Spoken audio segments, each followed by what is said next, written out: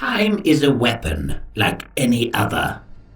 If nothing else, I can simply wait for my foes to rot.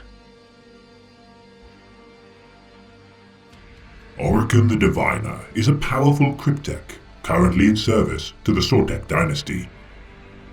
Though born into a warrior family, the frail boy known as Orokin proved too weak to become an immortal alike to his bloodline, and for his failure, focused his efforts entirely to the arts of mysticism. An incredibly talented chronomancer capable of foreseeing portents of the events of the future, prior to the Great Sleep, the Diviner would observe the destinies of many alien races' downfalls. The fall of the Eldari, the Horus heresy of the humans, and the invasion of the Tyranid menace, all seen through the eyes of Orokin. With careful and meticulous study, the Diviner can also foresee smaller events with focus, such as the battle lines of enemy fleets, the deaths of individuals, and the fallout of minor conflicts. As a Necrontyr, Orokin became an accomplished astromancer, yet during the War in Heaven, he was among the few who refused biotransference.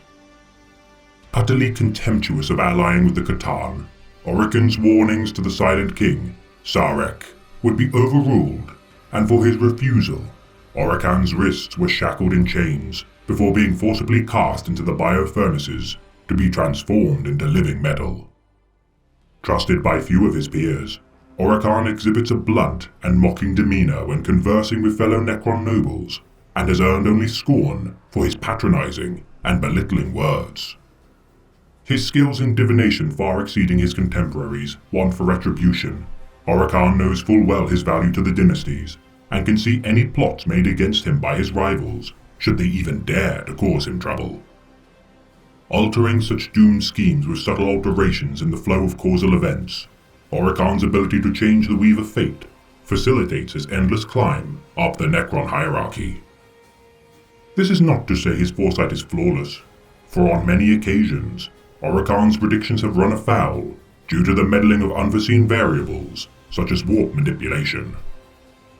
Such Neverborn and patrons of chaos revel in their ability to confound the Diviner, and as such Orokin travels through time itself, using chronomantic abilities meant to erase such blemishes to his reputation. Though such time traversal is confined solely to his own causal timeline. On one such occasion, Orokin foresaw the destruction of the Imperial dockyards of Helios 6 by the War of Orc warlord, Skullrak. Yet with the intervention of the 4th Company of the Silver Skulls chapter of Astartes, such a fate would be avoided. Traveling back solar weeks in time and ambushing the Space Marines to thin their numbers, Helios 6, now without reinforcement, fell to the Greenskin Tide, allowing for the Necrons to reclaim several worlds within its surrounding sector. Forever meddling in the affairs of fate, Orokin's actions have incurred reprisal, especially from the Space Marines. The Silver Skulls, with aid from several Astartes chapters, including the Death Spectres and Howling Griffins, sought revenge for the ambush by assaulting the Lazar system, utterly destroying the Tomb World with which Orokin had orchestrated his intervention. A deed which Orokin believes to have escaped culpability from, yet he cannot hide from my scrutiny. Alone in his sheer mastery of chronomancy, Orokin takes great care to hide the depths of his knowledge from his peers, lest they leech from his insight and ability. Upholding a long-standing rivalry with the Overlord Trazyn the Infinite, their differing ideologies has wrought much catastrophe in their wake. Engaging in a 10,000-year struggle to claim the stasis tomb of the Necrontyr Pharaon of the Amunus dynasty, Nephreth the Untouched, this singular being had defied the bargain of the star gods, the C'tan, and as such was the only Pharaon not to undergo biotransference, and was said to be immune to the ailments of the Necrontyr. In truth, this was a lie, for Nephreth from a young age had been possessed by a shard of the Deceiver, and drawn out those Necrontyr who dared to oppose the C'tan's will.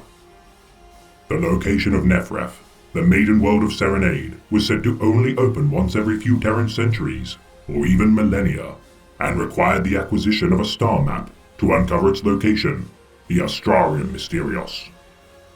The Tomb of Nephreth broadcast a numeric sequence, 3211-1545-4131-5322 on repeat, subtly influencing the inhabitants of the planet, and with continued exposure to such a siren call, any Necrons in its vicinity would be driven mad.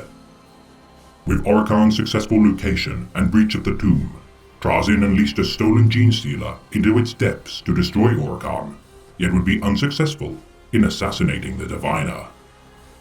With the passage of centuries, the Genestealer ascended to the form of a patriarch, and in its image created a Genestealer cult, which now infested the planet. The Imperium of Man enacted Exterminatus upon Serenade, and from the ashes of the now dead world, only the Necron Stasis Tomb remained intact.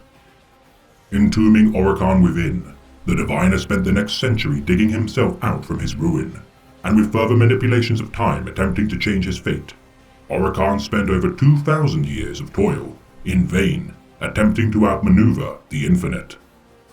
Forced to reconcile their differences with the intervention of the Catan Shard of the Deceiver, its form had long hidden within the Stasis Tomb, waiting for the Necrons to unleash its power once again.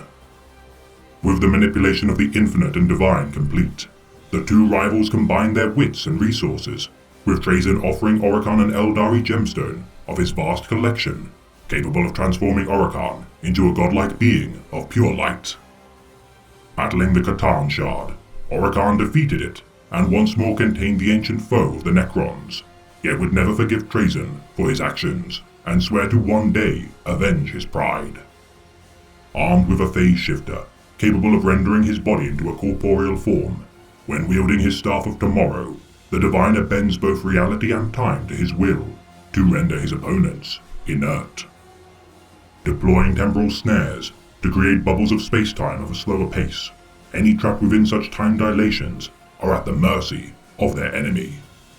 Carrying a transdimensional beamer as a sidearm, this weapon once designed to clear debris, broken machinery, and experimental subjects into a pocket dimension, it is now used to send his enemies to a dimension to suffer a slow death of starvation in the featureless void.